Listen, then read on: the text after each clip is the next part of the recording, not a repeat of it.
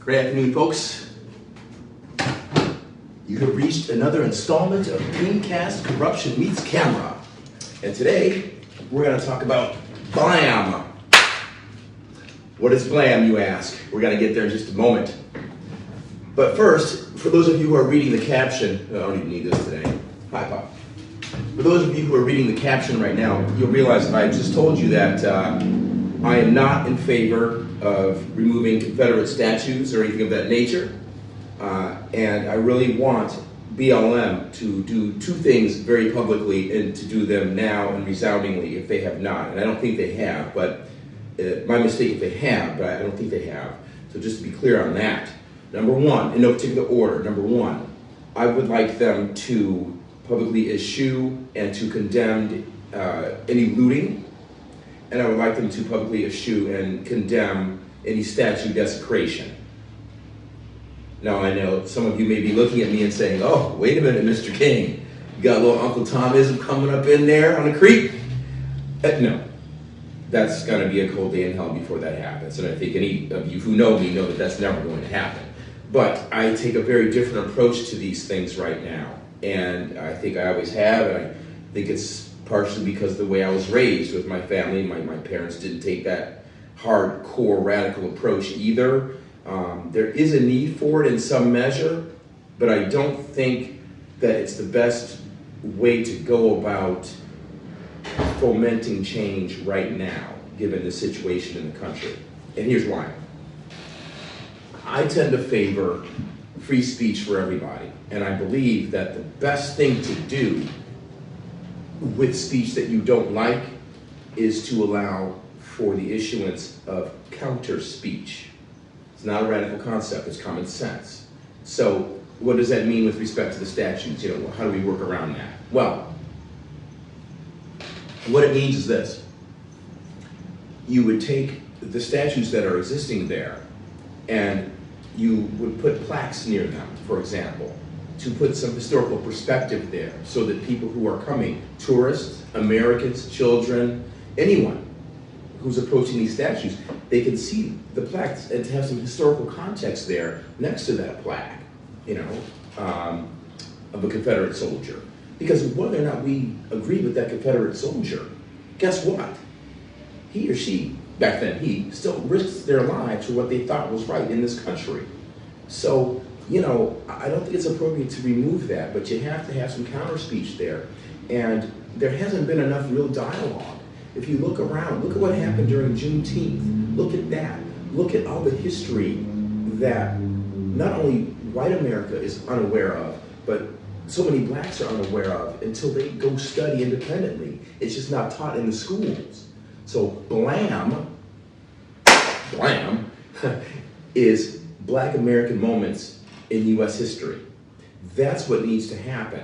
And so I've worked in schools before. In law school, I had a nonprofit I was starting up, and we went along for a year or so, mostly out of my pocket. But we would go to schools and talk to children about isms, schisms, all of that. And then people love seeing us coming. We're just a bunch of, you know, law students coming to talk to kids about isms and schisms, and it was wonderful. And we would talk to them about the benefits of education and all of this. And if you didn't want to get a traditional education, you know, if you wanted to work on cars, go get an ASC license, whatever it is you want to do, just do it properly. So we talked about all kinds of things like that, and some of these historical factors too that aren't mentioned in schools.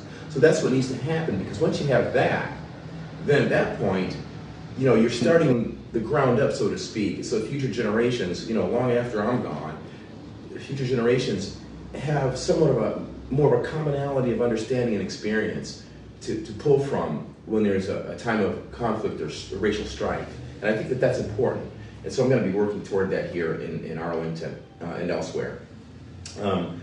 I want to talk about the Arthur Ashe statue, okay? I have seen the Arthur Ashe statue. I have met Arthur Ashe. I read his books, okay? I think he'd be highly disturbed. Well, two things. I think he'd be intrigued by what's going on, but I think he'd be highly disturbed by what's going on too. So, yeah, Arthur, oh my gosh, I think I might have one of his rackets right here. Hold on. These two identical bags. Oh my God, is this the one? No, no, it's not. It's the McEnroe. that's gonna be different. As you may know, Arthur Ashe was McEnroe's Davis Cup captain for a while, which was interesting. But anyway, Artie said that he actually didn't hate McEnroe. He was kind of envious, but he knew he could never act up the way that John could on the court. You know, a decade earlier, coming up as a black man in the South. Could you imagine that? Oh, it wouldn't work. So anyway, white skin privilege. I love Mac too, but I'm just saying that's white skin privilege. Okay. What else? Oh yeah. Just to have black voices heard, and to have black voices heard. I'm not saying we all speak from one commonality of experience or anything, but there are certain things that need to be said that have not been said historically. And I want to share with you a T-shirt that my ex and another friend of ours made pursuant to the Facebook litigation. They made these shirts. Stop tone policing. And you know, black words matter. And this was the issue because Facebook was not letting me or others say that, you know, people were mistreating us like niggers, okay? They wouldn't let us say it. And the point is, whether or not you agree with me using that word or not, I don't really care. All I care is that I'm allowed to use it, especially when whites are allowed to say that they're proclaiming themselves as cracker trash, and they're not even complaining about discrimination. They're just saying it to have fun. So you got to look at these things. Anyway, so, yeah, we'll talk more about Facebook soon. That's they've asked for extension of time in the Ninth Circuit Court of Appeals. They're scrambling, you know, and it's a very delicate time right now with this litigation. So who knows what's going to happen with that, but we have time to talk about that the next time. I just want to focus on BLAM and the importance of teaching the youth what really happened in this country, because until we do that, we get nowhere. Yeah, we get nowhere. And the other thing I'd like to see BLM focus on is more the economic thing. Before I close out, sure, police abuse is horrible. I mean, I've litigated it, I've lived it, I've seen it, all right? But there is the economic abuse that happens too. And some of these corporations, many of them are trying to do the right thing. Some of them I don't think really are. We've talked a little bit about the Walmart issue, which we'll go into at a later date. But I have another example with New York Life. I have 3 video clients. Well, actually, two video clients and another third litigant who I don't really know. These are successful black men who were at the top, upper echelon of their area as agents, okay? And they were working towards educating blacks on how to generate generational wealth, which is, of course, what we don't have. And some of which is because of the housing issues that we talked about the other day when I was here. How Levittown, for example, had expressed covenants not to allow blacks in there. So now, of course, all the white GIs who bought Levittown homes have substantial equity to send kids to school. It's that deal. But anyway, so New York Life, this guy was trying to get ahead. Kettler Bosse is his name. And Kettler was fired, and they told lies about him, and they called him a mooly. And they don't deny this. That's the interesting part. They're just saying that that's not the primary impetus for firing him. So anyway, they lost in the lower court, and there's an appellate thing going on right now there. Another litigant, Eugene Mitchell, in Illinois, I think he was, or Michigan, somewhere in the Midwest, they settled. And then there's another one whose name I forget, down south, okay? So it's not just about the police abuse, guys, okay? You look at the pointed attacks on these black men, these brilliant black men, being treated like niggas. You look at that and you say, in what free country can somebody call you mooly and get away with it?